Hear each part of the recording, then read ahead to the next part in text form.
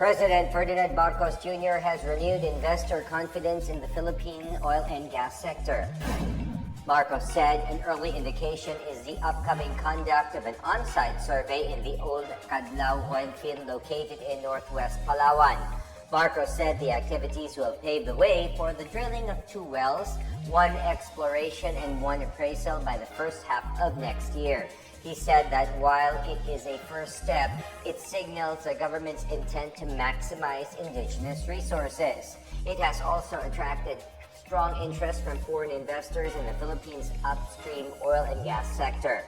Meanwhile, the president met with his cabinet members this morning and discussed the administration's plan to develop and upgrade the maritime and aviation industries. Marcos earlier said his administration is serious about pursuing big-ticket infrastructure projects to sustain the country's economic growth. To ensure food security and affordability in the country, the government has poured in twice the allocated fund for the buffer stocking program of the National Food Authority. Under the proposed 2023 national budget, the provision for the country's buffer stock capacity has increased from 9 days to 15 days with an allocation of 12 billion pesos. This amount is almost double the current budget this year at 7 billion pesos. The DBM also allocated around 0.67 billion pesos for the purchase of high-quality rice and corn seeds for seed buffer stock under the Department of Agriculture and 184.1 billion pesos for the agricultural sector to ensure food security and agricultural productivity. The proposed 2023 budget for the agricultural industry is 39.2% higher than the allocated budget this year. The DBM said the increased allocation is in line with the 8-point socio-economic agenda of the Marcos administration. In his budget message, the president said agriculture is both a top concern and a top priority of his administration. About 9 in 10 Filipino adults, or 86%, are saying the spread of fake news is a problem in the country based on a recent Pulse Asia survey. In a poll conducted from September 17 to 21, Balance Luzon had the most respondents who think fake news is a problem at 92%, followed by the National Capital Region at 87%, Mindanao at 81%, and the Visayas at 77%.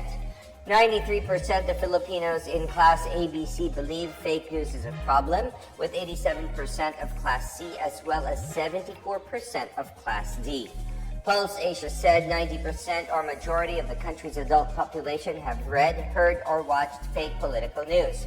Respondents say that internet or social media and television are the leading sources of fake news. Meanwhile, 58% of respondents pointed to social media influencers as the top source of fake news. The Department of Social Welfare and Development welcomes the results of the latest Pulse Asia Ulat ng Bayan program survey, where the DSWD received the highest approval rating in calamity response. In the said survey conducted from September 17 to 21, 2022, the DSWD scored 78% on the government's response to the needs of calamity-hit areas.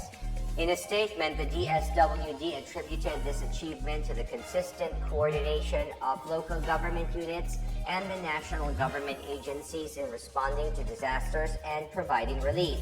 It said this role is part of the current administration's whole-of-government approach.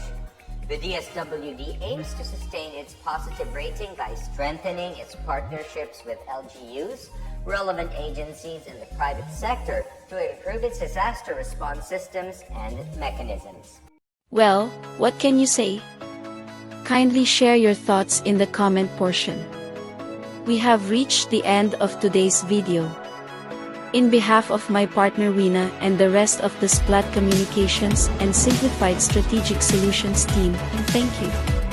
Till next time. Stay safe. Rosa out. Bye.